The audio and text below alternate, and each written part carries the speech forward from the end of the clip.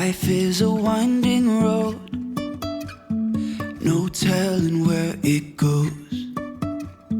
Driving through days and nights, won't stop for traffic lights. And I really wanna know, really wanna know. Hi guys and welcome to Mom and Me. Today I will share my new routine which I have established after coming to India. New country, new home, so it took us a little while to settle into this routine. If you've watched my previous vlog, you would have noticed that past whole week we were busy cleaning, organizing and pretty much settling into a new home.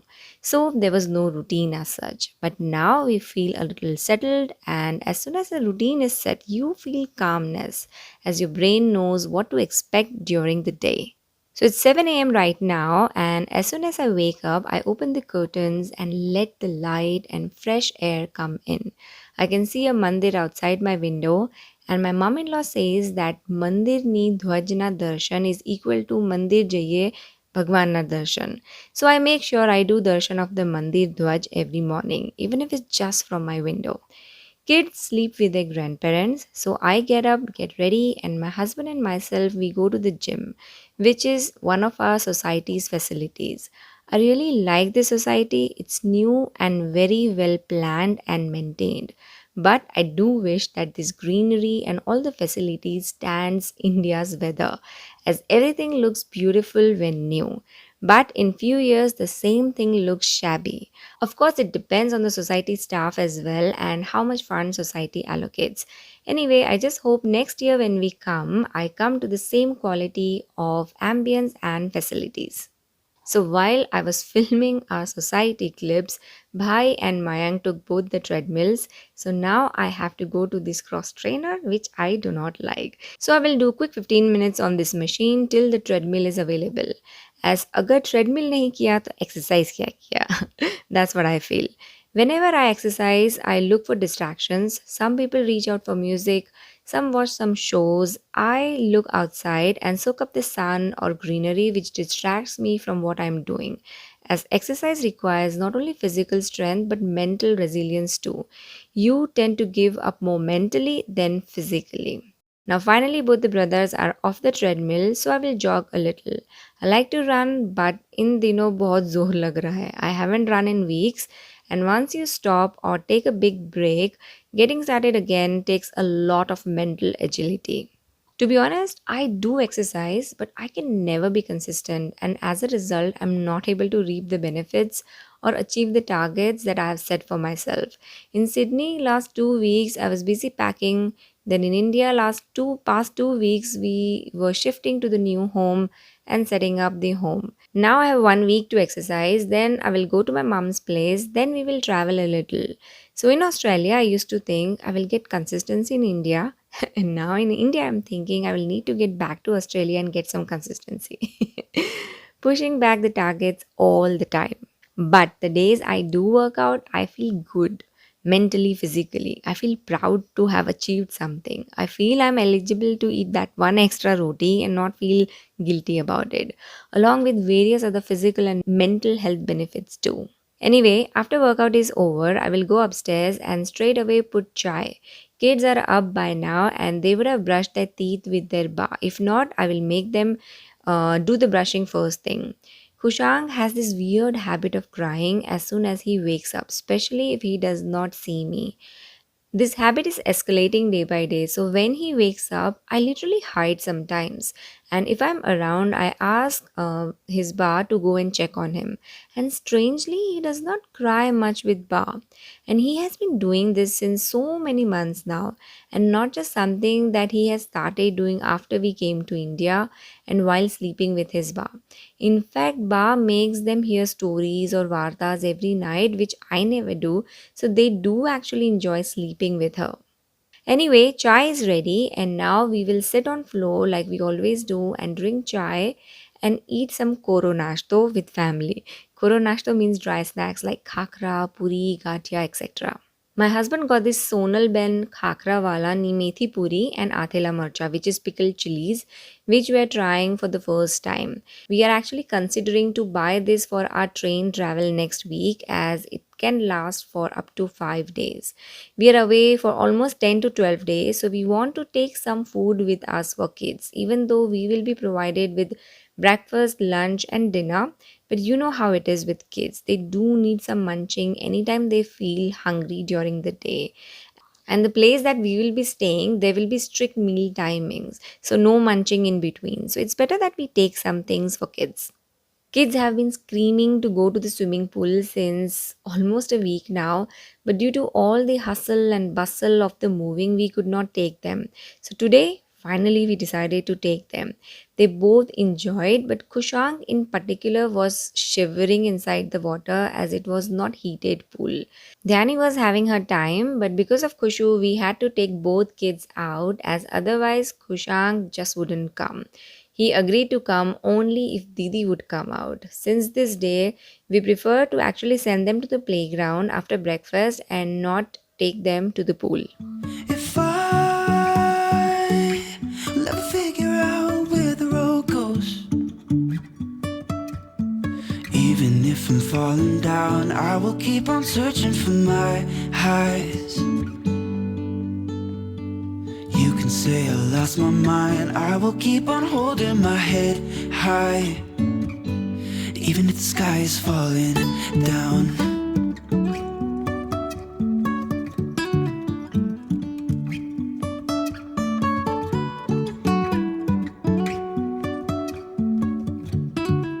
Once we are back home around 10 a.m., now I will get showered and get ready and go to the kitchen to make lunch. One con of being in India is that we are constantly on the move. One week we were at Bhai's place, then this week at my in-laws place, next week I will go to my mom's place, then we will be traveling. So I feel like I'm constantly packing and unpacking. I guess once we come back from our ceremony, we will finally settle and then we will have like a new routine will be established. Anyway, let's go to the kitchen to make today's lunch. Today we will be making dal, bhat, shak and rotli. My mom-in-law has cut the sabzi and boiled the dal, so half job is done. When you enter the kitchen, if some preps have already been done, then it makes the process so much easier, isn't it? So I'm making cauliflower and potato sabzi, guar or cluster beans, nushak, Gujarati style dal and bhat. So I will need some potatoes for both the veggies. So cutting and peeling few potatoes first. Kids like eating cauliflower, but it's not enough for all of us. So making two veggies today, otherwise we only make one veggie. I will first transfer the boiled tuve dal into a tapeli so that it frees up the cooker for guar no shak. To boil dal, I will add turmeric powder, coriander and cumin powder, red chili powder, salt, bay leaf and few cloves. I will also add curry leaves and fresh coriander a little bit later. The trick to make yummy tuve dal is to add heaps of water and boil it for 10 to 15 minutes on low flame to get the right consistency and flavor from all the ingredients that you have added to it. While dal is boiling, I will make the potato and cauliflower sabzi, for which I will heat a pan and add cubed potatoes and cauliflower. I will shallow fry this sabzi. So while this is also cooking, I will start with cluster beans or guar no shak. I like to make cluster beans spicy by adding garlic and tomatoes, green chilies, coriander, etc. But today I'm making sweet version that is generally made at my in-laws place, for which I have heated oil in the cooker. Once the oil is hot, simmer the flame and add the spices. I will add carom seeds, asafoetida, turmeric, coriander, cumin and coriander powder, salt and red chili powder as well, and then I will add 1 glass of water. Now the gravy is ready. To this I will add potatoes and cluster beans, jaggery and enough water for sabzi to boil. This sabzi does has little gravy, so I will adjust the water accordingly. So now everything is on the gas and cooking, and while all these three things are being cooked, I will clean up the platform a little, put some utensils for washing away, etc. The good thing about being in India is that I'm not doing the dishes or vacuum and mopping. I'm feeling relaxed as far as these chores are concerned, and trust me, I'm not having a lot of back pain as I used to have in Sydney. I'm not saying that calm come has, of course, as the number of people increase, so does the cooking, and it becomes more intense and time consuming. As I personally do not cook dal bhat shak rotli every day in Sydney. So there are some areas that requires less time and others that consume more time. But I think overall I am feeling more relaxed here. So dal is now ready and it's time to temper it. I will add mustard seeds, fenugreek seeds, cumin seeds, then add asafoetida, turmeric, coriander and cumin powder, red chili powder and garam masala, and add it to the dal, and ta-da, dal is ready. And yes, half lemon juice to finish it. The guar beans shark is also ready in the cooker. The cauliflower veggie is now soft, and now I'll just add the spices to it, and this cauliflower shark is ready as well. Now finally I will knead the dough. My mom-in-law has habit to sieve the dough as she actually grinds the fresh dough at home as most of us do in India. And there are some ungrinded bits and pieces, so sieving does make sense. I never do this step in Sydney because I use Pillsbury Gold Atta in Sydney. So it never does require any sieving. Anyways, my mom used to always tell me that when you're kneading the dough, in the end, there should not be any dough stick to your hands and neither on the sides of the utensil that you're kneading the dough into. Both your hands and the vessel should come out clean, which means the dough is nicely done. So here my hands are clean and my tas, as we call it in Gujarati, the tas is clean as well. So I think the dough is nicely done. So now the rice is also ready at this point, and all that is left to do is make rotis.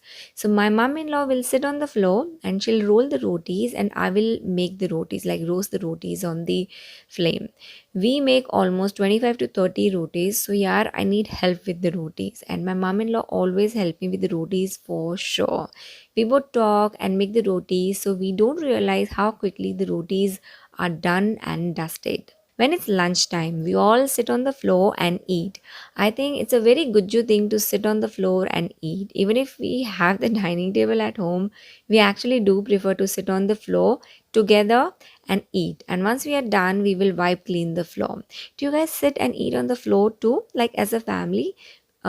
Please let me know in the comment section, especially if you're not Gujarati. What do you guys do? Like, do you sit on the floor, or on the bed, or on the sofa, or on the dining table? What do you prefer? I'm actually curious to know. So please do mention. And that's it for this video, guys. I will sign off on this note and I'll see you in the next video. Bye for now. Jumping from cliffs so high,